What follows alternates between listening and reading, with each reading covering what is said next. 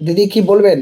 এই আমরা দেখেছিলাম 2008-এর শেষ প্রান্তে, 2009-এ লোকসভা নির্বাচনের ঠিক আগের মুহূর্তে কিছুদিন বিভিন্ন লড়াই আন্দোলনের ক্ষেত্রে তখন আপনারা প্রধান মুখ ছিলেন এবং সমীর দা ছিলেন সেই মহাজোটের কাণ্ডারি। তিনি আজ বাংলাতে নেই, দেশে মানুষের সামনে নেই, কিন্তু তার স্মৃতিটা রয়ে গেছেন, যার হাত ধরে বাংলার মমতা ব্যানার্জি মুখ্যমন্ত্রী। এখন তিনি একা, বাকি সবাই ফাঁকা। সে জায়গা দাঁড়িয়ে বিকল্প 15 বছর পর আজও বাংলার নতুন চেতনা ফিরছে। মানুষ বলছে যে বিকল্প, সকলের ঐক্য, জোট চাই, বাংলা থেকে তৃণমূল বিজেপির বিকল্প শক্তি চাই। চাই আর বাস্তবের মধ্যে তো তফাৎ আছে। হুম। ঐক্য চাই বললাম, আর যে যার জায়গায় দাঁড়িয়ে নিজেরটাই দেখে গেলাম, তাহলে জোট হবে কি করে? জোটের, আমি মনে করি জোটের কোনো কার্যকরী জোটের কোনো সম্ভাবনা এখনো এই রাজ্যে তৈরি হয়নি। অনেকে ভাবছেন, কিন্তু কেউই তার নিজের জায়গা থেকে এসে যে কোনো ধরনের জোট করতে হলে প্রথম দরকার যুক্তি, যে কোন যুক্তিতে দাঁড়িয়ে আমি, মানে কোন পরিস্থিতিতে দাঁড়িয়ে আমি জোট করছি, তার পেছনে যুক্তি কী আছে। আর উদারতা, নিজের গো ছাড়া এর কোনো লক্ষণই অন্ততপক্ষে আপাতত পশ্চিমবাংলায় নেই।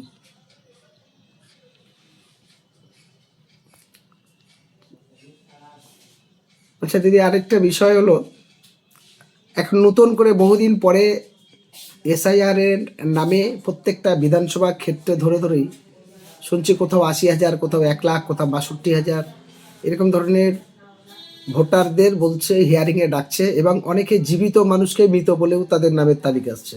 কি বলবেন এই বিষয়ে?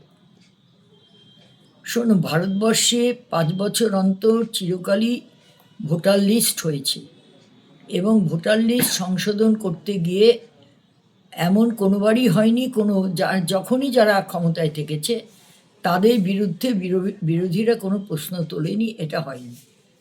কিন্তু ভোটার লিস্ট সংশোধন হয়েছে।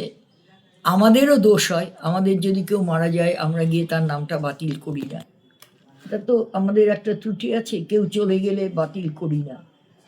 বাড়িতে কেউ না থাকলে ভোটের দিন গিয়ে আমি যেরম করেছি, বাড়িতে যারা নেই প্রিসাইডিং অফিসারকে লিস্ট দিয়ে বলে এসেছি এই সিরিয়াল নাম্বার, এরা কিন্তু এখন নেই। কিন্তু এটাও হয় না, এবং যারা যখন ক্ষমতায় থাকে তারা সেটাকে ব্যবহার করে। এই বাস্তব পরিস্থিতি আছে। কিন্তু এবার এসআইআরের নাম করে একটা জিনিস খেয়াল মানে আমরা করতে পারি, যে এটা তো বিজেপি একের পর এক বিষয় এনেছে। যখন নোট বাতিল হয়েছে তখন একটা ভয়ঙ্কর ভয়ের পরিস্থিতি তৈরি হয়েছে। ভয়ের পরিস্থিতি তৈরি করে নোট বাতিল হয়েছে, এবং যা যা কথা বলেছিলেন নরেন্দ্র মোদী একটাও কার্যকর হয়নি। কোনো কালো টাকা উদ্ধার হয়নি, বিদেশ থেকে টাকা আসেনি। তারপরে করোনার আগেও একটা ভীতি তৈরি করা হলো, এবং করে যেটা হলো, যেই ড্রাগটা বিভিন্ন দেশে ব্যবহার করে মানুষকে রক্ষা করা গেছে, আমাদের এখানে ট্রাম্পের, আমেরিকার বর্তমান প্রেসিডেন্ট, তার কোম্পানির ড্রাগ ব্যবহার করা হয়েছে। একটা ভীতি তৈরি করে বাধ্য করা হয়েছে মানুষের, এবং আটকে দেয়া হয়েছে। আমি যেরকম মানে ওইটা নেব না, ভ্যাকসিন নেব না, নিতে হলো কারণ আমি ট্রেনে টিকিট পাচ্ছি না। নিতে হলো, আমি যখন কোনো জেলায় গিয়ে প্রোগ্রাম করব তখন কোনো হোটেলে বা কোনো গেস্ট হাউসে আমি জায়গা পাবো না, কারণ আমাকে ওটা দেখাতে হবে। ফলে এই যে একটা বাধ্যতা করা, এবারও যেটা হয়েছে, একটা ভীতির পরিবেশ, সব হচ্ছে মানে বেনাগরিক করে দেয়া হবে, এতই আছে। এবং বিশেষত লক্ষ্যটা হচ্ছে সংখ্যালঘু সম্প্রদায়ের প্রতি একটা লক্ষ্য করে এই কাজটা, ওরা এই প্রচারটা চালিয়েছে। এবং আমাদের বাংলায় রব উঠে গেল বাংলাদেশে পাঠিয়ে দেবে। কত লোক যে ছুটে এসেছে, আমি বলছি বাংলাদেশ কি বসে আছে এত লোক নেয়ার জন্যে?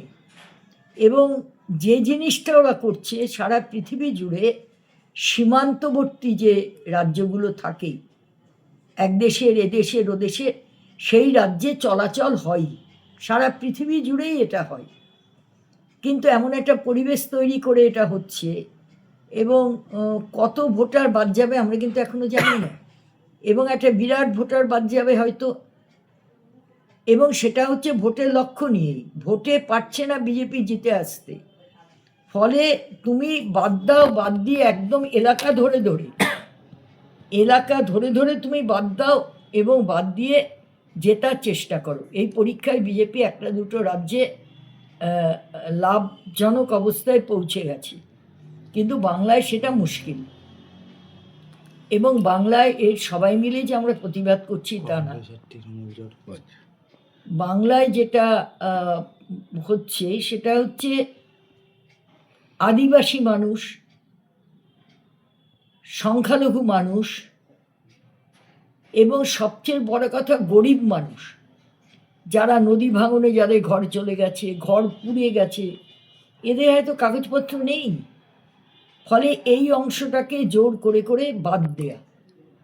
দিদি, শুভেন্দু অধিকারী বলছে এবার তো মজা হবে, 1 কোটি ভুয়া ভোটার আছে, এরা সব বাদ যাবে, 14ই ফেব্রুয়ারির পরে বাংলার মানুষ বুঝতে পারবে। কি বলবেন? শুভেন্দু অধিকারীদেরই বাংলার মানুষ বাদ দেবে।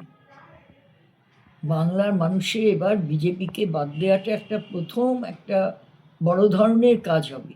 আরও বলে দিচ্ছে কি করে সংখ্যা ধরে এত মানুষ বাদ যাবে, তা মানে তো বাংলা বিরোধী ভূমিকা নিচ্ছে, ও তো বাঙালি বিরোধী ভূমিকা নিচ্ছে, ও তো সমস্ত সম্প্রদায়ের দলমত ধর্ম নির্বিশেষে সমস্ত সম্প্রদায়ের প্রতি শত্রুতামূলক বক্তব্য রাখছে।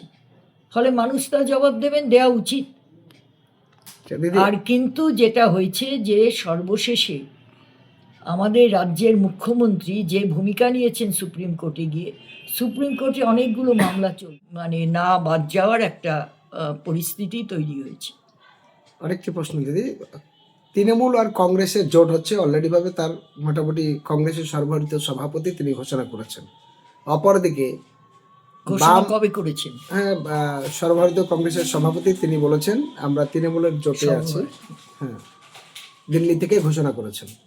এদিকে বাংলায় সিপিআইএম এর নেতা, ফরওয়ার্ড ব্লকের নেতা Naushad Siddiqui, Indian secular front, SDPI, welfare party, তারপর আপনার হুমায়ুন কবিরের নতুন দল, এরা সবাই মিলে জোটের চর্চাইতে আছে। মোটামুটি কয়েক দফা তাদের আলোচনা হয়েছে। আপনারাও 2006 থেকে জোটের প্রক্রিয়ার মধ্যে ছিলেন, বিভিন্ন লড়াই আন্দোলনের মধ্যে ছিলেন। সে জায়গায় দাঁড়িয়ে এই জোটের পক্ষে আপনারা এগিয়ে যাচ্ছেন না আপনারা আলাদা লড়বেন? আমরা তো বেশিরভাগ সময় আলাদাই লড়েছি। 2-1বার আমরা কংগ্রেসের সঙ্গে জোট হয়েছে। একবার জোট হয়েছে সাইফুদ্দিন চৌধুরী আর নটবর বাগদি প্রার্থী ছিলেন, কিন্তু নানা কারণে কংগ্রেস সাইফুদ্দিন চৌধুরীকেও ভোট দিতে পারেনি, নটবর বাগদি তো প্রশ্নই আসে না। আরেকবার জোট হয়েছিল ডায়মন্ড হারবারে, সমীর পুততুণ্ড দাঁড়িয়েছিলেন কংগ্রেসের সঙ্গে, কিন্তু সেবারও কংগ্রেস তাদের নানা কারণে পিডিএসকে ভোট দিতে পারেনি, সমীর পুততুণ্ডকে ভোট দিতে পারেনি। একমাত্র যদি কার্যকরী জোট হয় তাহলে 2005 সালে কলকাতা কর্পোরেশনে আমি প্রার্থী ছিলাম 104 নম্বর ওয়ার্ডে, সেখানে কার্যকরীভাবে পিডিএস আর কংগ্রেসের জোট হয়েছিল, অন্য কারুর সঙ্গে আমাদের জোট হয়নি। আর অনেক সময় তোমাদের আলোচনাতেও আসছে, 2006টা যেহেতু আসছে, আমাদের কারুর সঙ্গে জোট হয়নি, আমাদের আন্দোলনের জোট ছিল, এবং সেটা ছিল জোটও না, পতাকাবিহীন আন্দোলন। সিঙ্গুর নন্দীগ্রামে আন্দোলনে কোনো রাজনৈতিক দলেরই পতাকা ছিল না। নতুন নামকরণ করে বিজেপিকে বাইরে রেখে আমাদের শর্তে বিজেপিকে রাখা চলবে না এই আন্দোলনে, পতাকাবিহীন আন্দোলন হবে, হিংসা করা যাবে না, এবং হবে না, চাষের জমি দেয়া যাবে না, নেওয়া যাবে না মোটে। আমাদের কথা ছিল কোনো জমি নিলেই বলতে হবে, কেউ যদি একটা রাস্তার পাশেও বাস করে তাকেও জোর করে তুলে দেওয়া যাবে না। তৃণমূল নেতৃত্ব বলছে যতই করুক হামলা বিভিন্ন বিরোধী রাজনৈতিক দল, তবু আবার ফিরবে তৃণমূল বাংলা। অভিষেক ব্যানার্জি